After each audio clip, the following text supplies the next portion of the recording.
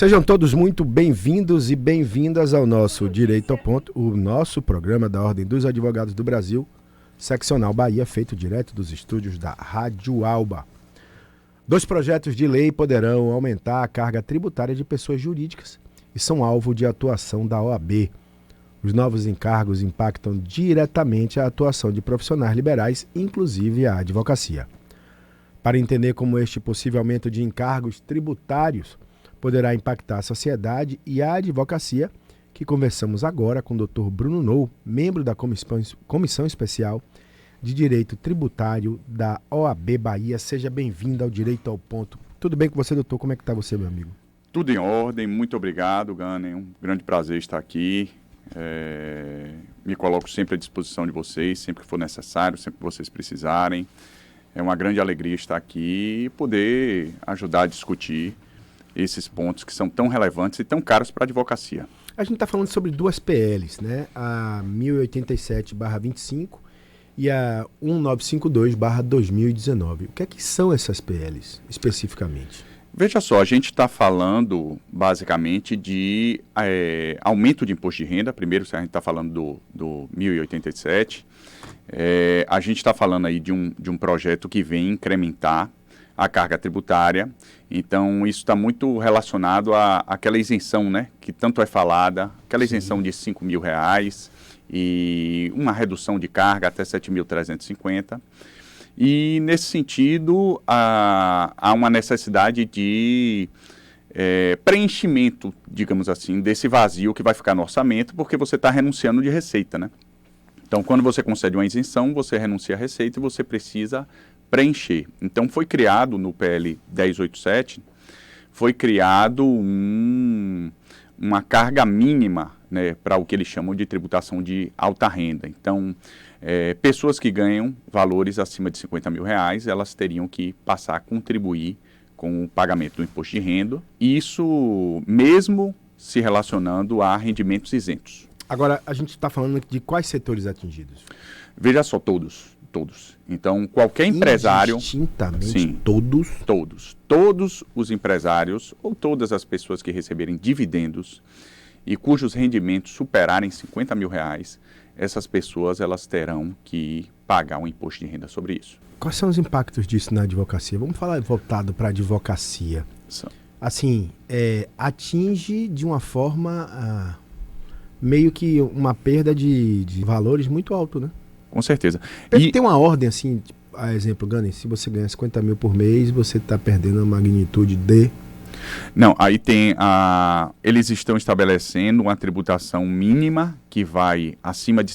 o que você ganhar acima de R$50.000, você vai ter uma tributação que vai de 0 a 10% até 1.200.000 no ano. 0 a 10%? Isso. Entre 600 e 1.200.000 no ano. Né? Que aí a gente está falando de 50 mil e 100 mil, né? Sim. Mês. E acima disso você tem que ter uma alíquota mínima de 10%.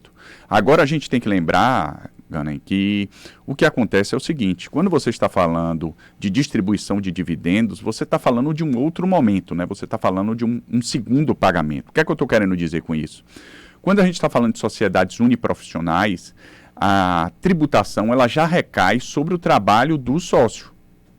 Certo? Então, nós temos um regime diferenciado normalmente para sociedades uniprofissionais, a exemplo do ISS, o que acontece com sociedades de advocacia, porque na pessoa jurídica você já vai pagar tributo. Então, se você faturou, por exemplo, R$1 milhão no escritório de advocacia, você já vai pagar a tributação normal relacionada à pessoa jurídica. Sim. Então, o escritório já vai pagar. E depois, quando você distribuir esse dinheiro para o sócio, você vai ter essa segunda tributação, que é a tributação do imposto de renda na pessoa física. Então, note que são 2 tributações, mas em 2 momentos distintos. Então, esse Mas de um mesmo dinheiro. De um mesmo dinheiro. De uma mesma entrada. Você chegou no ponto. É o mesmo dinheiro que é tributado 2 vezes. Primeiro você tributa na pessoa jurídica. Sim. E depois você vai tributar no repasse para o sócio. Das pessoas físicas. 27,5% mais 10 ao ano é 40%. Isso. E, na verdade, com a reforma, porque veja, o escritório de advocacia a OAB tem se movimentado nesse sentido, nós teremos dois impactos que são muito relevantes. Nós teremos o impacto da reforma tributária, como ela é chamada, né, que é a tributação sobre consumo, porque atualmente os escritórios de advocacia eles conseguem recolher o ISS, mesmo por alíquota uniprofissional, né, a alíquota fixa que a gente chama, mas assim o ISS é um tributo que a alíquota máxima dele era 5%. Então, quando você transforma no IVA, né, dual, que a gente está falando agora, fala-se hoje em uma potencial alíquota de até 28%. Então, você veja que a gente pode estar saindo de uma alíquota de 5%, aí 28%, só que vai ter um redutor, aí vamos colocar 20%. Então, veja que a gente já está pegando a tributação na PJ e aumentando absurdamente, e depois agora existe a possibilidade de você pegar e tributar também aquele mesmo dinheiro, né, um novo carimbo, uma nova tributação, no segundo momento da distribuição do sócio. Então, isso preocupa bastante a sociedade de advocacia e não vai atingir só advogados não, viu? Médicos também estão numa situação similar, também vão ter uma carga tributária elevada e a gente também está falando médicos, são sociedades uniprofissionais, dentistas, psicólogos, arquitetos, engenheiros. Então, nós temos aí uma possibilidade e vai haver um incremento, isso é fato, um incremento de tributação muito significativo, que pode prejudicar bastante os rendimentos dos advogados e desses profissionais de forma geral. Ou seja, vamos trocar em miúdo aqui, só para poder ter uma compreensão mais prática. 40% do que você receber de forma bruta vai virar imposto. Fazendo um cálculo, sim. Grosseiro, uma conta de padeiro é mais ou menos isso aí. Então, se você receber R$10, R$4 já não são seus. Na redistribuição, você fica apenas com R$6 de bruto, viu, Judson Barreto, meu diretor? É lucro bruto, porque você precisa, nesse momento, pagar tudo que você tem que pagar. Até você pagar o que você tem que pagar, você vai ver quanto você vai ficar, quanto vai ser a pontinha que vai ficar para a advocacia. Sim, sim. Por mais que você fale, por mais que seja, Gani, mas existem escritórios que ganham 30, 20 milhões por mês, 10 milhões por mês. Ok. Quando você fala em 10 milhões por mês, você está tirando 4 milhões de um escritório. É um valor muito significativo. É um valor muito significativo e é algo que se torna... tem uma justificativa? Qual é por ser um projeto de lei, deve ter a justificativa, né? Tem a obrigação da justificativa. Qual é a justificativa? A justificativa é cobrir o buraco, aquilo que eu falei do buraco do orçamento, para conceder isenção. Então, qual é a ideia? Olha, eu vou... isentar pessoas que ganham até R$5 mil, 7.350, para isso alguém tem que pagar essa conta. É mais ou menos essa a justificativa, porque quando você concede uma renúncia de receita, você tem que apresentar de onde você vai tirar esse dinheiro, né? Então, a justificativa é justamente que é necessário tributar a alta renda e para fechar essa conta... Mas é alta renda? A advocacia é alta renda? Não é. A questão também é toda essa, Gani. Porque o que é que acontece? Quando a gente está falando de sociedades uniprofissionais, como eu disse para você, e por que eu estou batendo muito nessa tecla? Sim. Porque sociedade uniprofissional ela não é classificada como empresa, né? Então, um advogado, por exemplo, tem uma série de restrições. Você não vê, por exemplo, propaganda de advogado. Pelo menos você não deve ver, né? Porque nós temos limitações éticas. Por mim, veria, viu, doutor? Exato. Mas aí é o que a gente fala, né? Você tem que ter o ônus e o bônus. Você só tem ônus. Aí a gente só está ficando exatamente bônus, com ônus, exatamente, entendeu? Então, a questão toda é essa. No momento que você coloca as sociedades profissionais junto com as empresas, pelo menos do ponto de vista de tributação, você está trazendo um ônus muito grande. E a advocacia ela tem peculiaridades. Por que eu estou te dizendo isso? Porque às vezes a gente passa 20 anos trabalhando em processo para depois receber um determinado valor. Então você imagine que um determinado advogado, ele passou anos ali recebendo 10 mil, 10 mil, 10 mil, ele passou 20 anos em um processo. Aí o processo dele vai representar honorários de R$2 milhões. Ele ganhou e ele vai receber esse valor após 20 anos, só que ele vai receber de uma vez só. E pelo projeto que vem, ele vai ter uma carga mínima de 10% com relação a esses valores. Então veja que no momento em que ele, digamos assim, olha, eu trabalhei 20 anos pensando naquele processo, aquele processo eu recebi de uma forma acumulada, né, que a gente chama, você recebeu tudo de uma vez só, e você tem um ônus tributário muito elevado sobre aquele valor. E posteriormente ele volta, digamos assim, para o regime normal, no qual ele tem rendimentos bem inferiores àqueles valores. E essa é a realidade da maioria dos advogados. Essa é a realidade de 90% da advocacia. Exatamente, exatamente. Eu diria até mais, mas já é um número significativo. Somos o quê? 1,5 milhão de advogados? Sim. No Brasil, mais ou menos isso? Eu acredito que é até mais, viu? Eu não me lembro a última vez que eu vi, mas é uma quantidade de advogado muito grande no Brasil. Nós temos muitas faculdades de direito, né? E aí você tem essa advocacia que aquela pequena vai sobrar mais ainda. Exato. A pequena, ela inicialmente, ela pode dizer assim, olha, eu não tenho uma preocupação tão grande porque é só aqueles rendimentos de 50 mil reais. Mas no momento que você receber valores acumulados de processos relevantes, que você porque eventualmente o acúmulo tenha... de processos reverte como se você tivesse recebido acima do mínimo, né? Exatamente. Então, quando você recebe um determinado valor, um valor mais significativo, processos relevantes do seu escritório, porque tem, né, aqueles processos estratégicos. Então, todo escritório tem, olha, eu tenho um processo estratégico aqui que podem me render valores mais significativos. Você pode ter um ônus tributário muito superior. Então, a OAB, ela tem trabalhado bastante para tentar modificar isso com relação às sociedades uniprofissionais. Rapaz, eu tô realmente impressionante. Esses projetos, um complementa as duas PLs, a 25 complementa a 1087, complementa a 19? Sim. Exatamente. No que diz respeito a essa majoração aí a mais. Exatamente. Isso já foi votado? Isso já foi votado na Câmara. No Senado... Passou na Câmara? Passou na Câmara, passou por unanimidade, que nem um trator. Passou. Tendo advogados e advogadas? Isso, na verdade, essa parte da reforma do imposto de renda, né, a gente teve uma sensação de que foi que nem um trator por causa da questão da promessa política, né, do presidente Lula com relação à isenção dos 5 mil. Então, assim, a gente acredita que foi uma votação muito célere, muito rápida, justamente porque o pessoal tinha interesse logo em aprovar. Ano que vem a gente sabe que é ano eleitoral.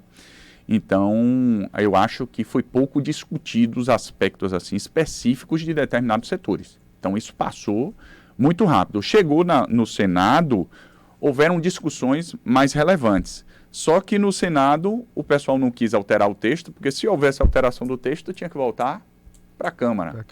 E aí eles não quiseram fazer isso, então fizeram pequenas ponderações. Inclusive, a OAB emitiu uma nota técnica em apoio de algumas emendas. Mas essas emendas acabaram não sendo colocadas incorporadas ao projeto final, e a OAB ainda está lutando para modificar isso. Mas o fato é que da forma que o projeto está, o projeto vai penalizar mais uma vez as sociedades uniprofissionais. Vou fazer o seguinte, eu vou ao intervalo comercial, eu volto daqui a pouco conversando com o Dr. Bruno Nou, membro da Comissão Especial de Direito Tributário da OAB Bahia, aqui no Direito ao Ponto. A gente vai ao intervalo e volta já.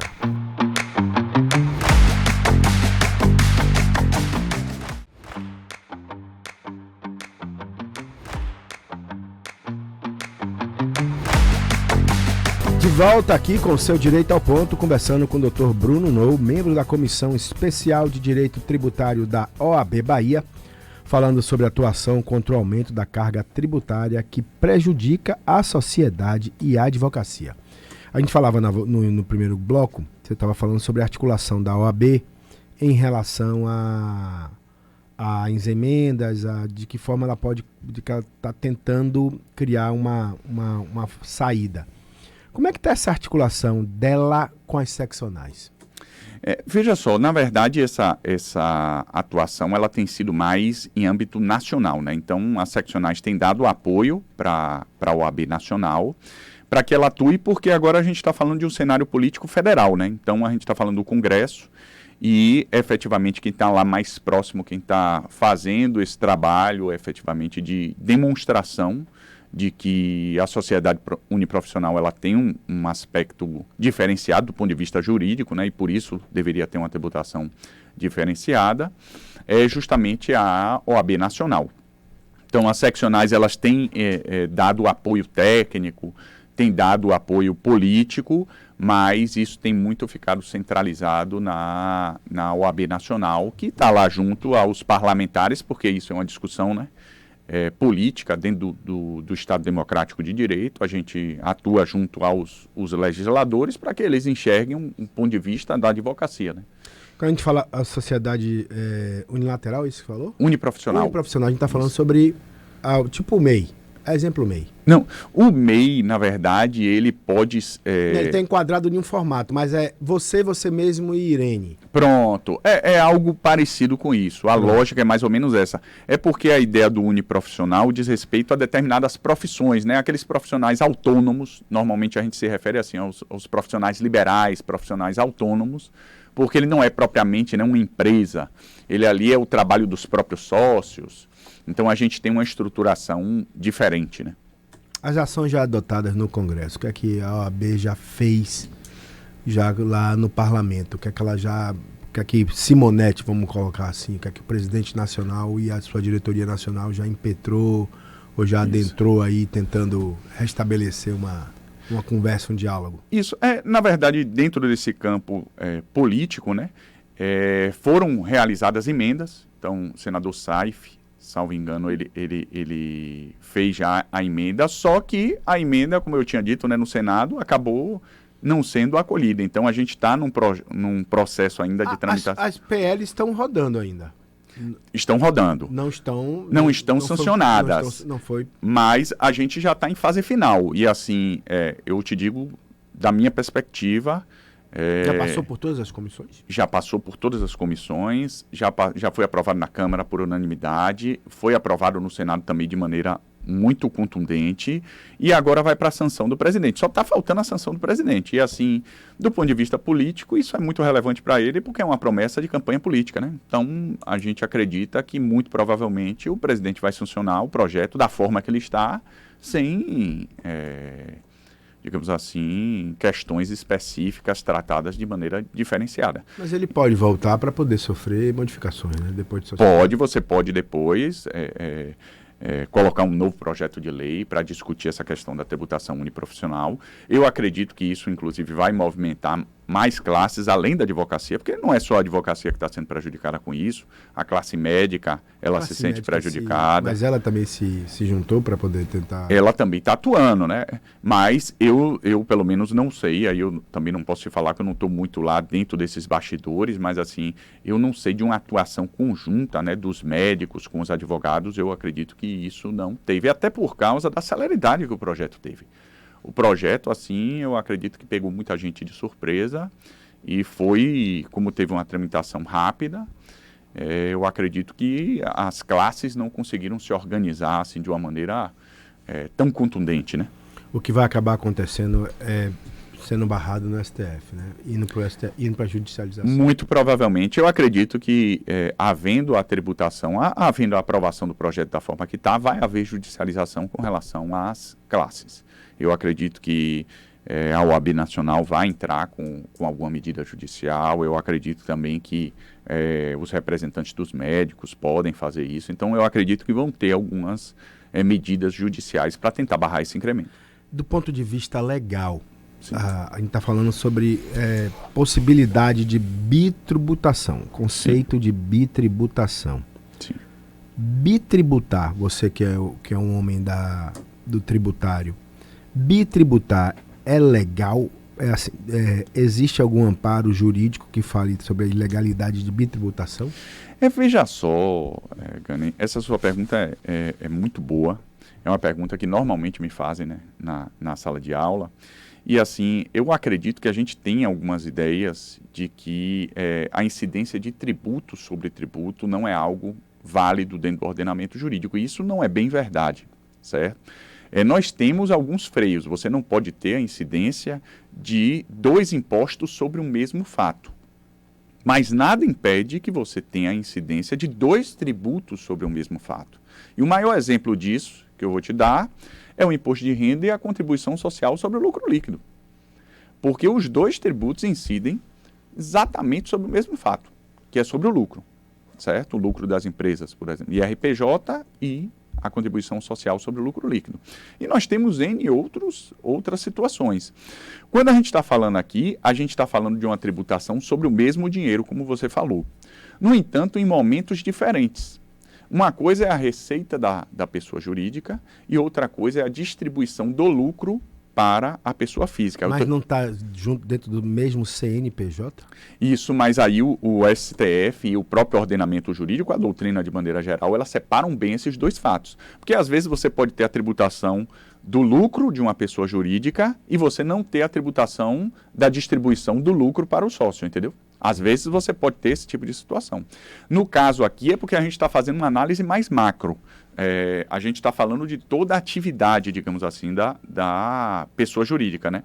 Você tem primeiro a prestação do serviço, o recebimento da receita, então você vai ter uma tributação nesse momento, e posteriormente, havendo lucros a serem distribuídos, você tem um segundo momento, entendeu? Então, quando a gente discute essa questão da bitributação, né, como no linguajar comum o pessoal fala, é muito importante a gente ter essa visão técnica no sentido de que são fatos diferenciados e o STF e a própria doutrina, eles caminham nesse sentido, entendeu? Então, por isso que a gente está falando que a atuação política ela é extremamente relevante com relação a esses incrementos de tributação.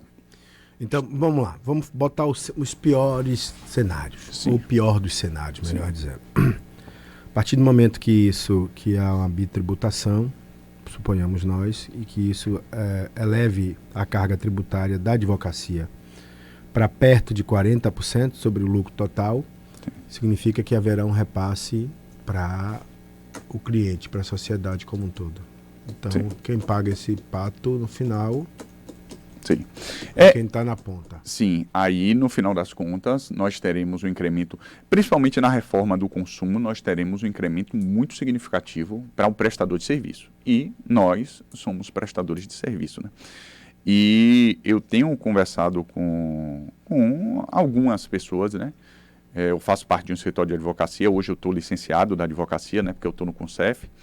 Mas, assim, eu tenho conversado com algumas pessoas que as pessoas precisam se preparar, as pessoas precisam colocar dispositivos nos contratos, porque a reforma tributária é logo ali. A gente já está falando de início de implementação agora em 2026, mas de forma muito leve, ok. Mas em 2027 nós começamos a ter, certo, uma redução do ISS e um aumento, né, gradual do IVA. Então, a gente vai começar a ter já impactos da reforma tributária em 2027. E quem não colocar no contrato, por exemplo, que eventuais aumentos de carga são do cliente, pode ter um problema na hora de receber essa verba, uma tributação não esperada. Então, é necessário você se planejar hoje, porque você bem sabe, a advocacia, nós assinamos o contrato hoje. Aí, como eu estava dizendo, né, para às vezes um processo sair daqui a 10 anos. Então, se você assinar dentro do cenário hoje, a carga tributária é uma. Quando você receber, a carga tributária vai ser completamente diferente. Então, se você não colocar essas previsões, esses gatilhos no seu contrato de honorários, você pode estar desguarnecido. Você pode ter um problema muito grande. Bruno, o que é que a gente está esperando para os próximos períodos agora?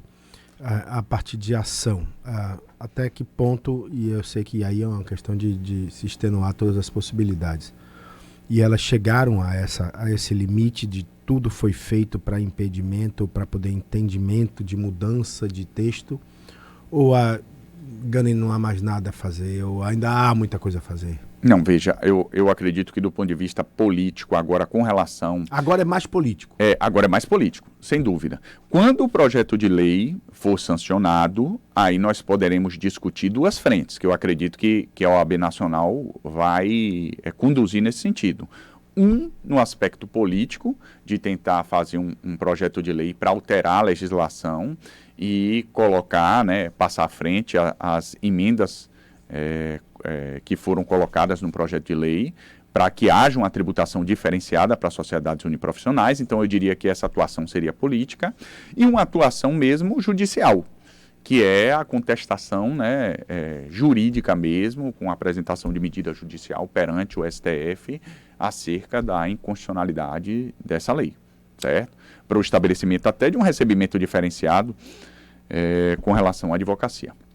Meu amigo Bruno No, eu quero agradecer sua presença aqui na TV Alba. Muito obrigado por suas explicações. Eu espero que realmente isso se resolva e que a advocacia também não seja uma das prejudicadas pelas modificações de tributação. Obrigado mesmo pela sua presença. Viu? Muito obrigado, Gane. Mais uma vez eu me coloco aqui à disposição sempre que for necessário, certo? Eu me sinto muito à vontade. E aqui foi praticamente um bate-papo, né? Então, sempre é um bate-papo. É um bate-papo, exatamente, algo agradável. Passa tão rápido que a gente nem vê, já se passou meia hora, né? Então, me coloco sempre à disposição, certo? E agradeço muito, mais uma vez, o convite. Eu vou me embora. Próximo programa aqui na sua TV Alba, sempre às 5h30 da tarde. Inédito, podendo passar na nossa programação. A todos um grande abraço, até um próximo programa, fiquem com Deus, tchau.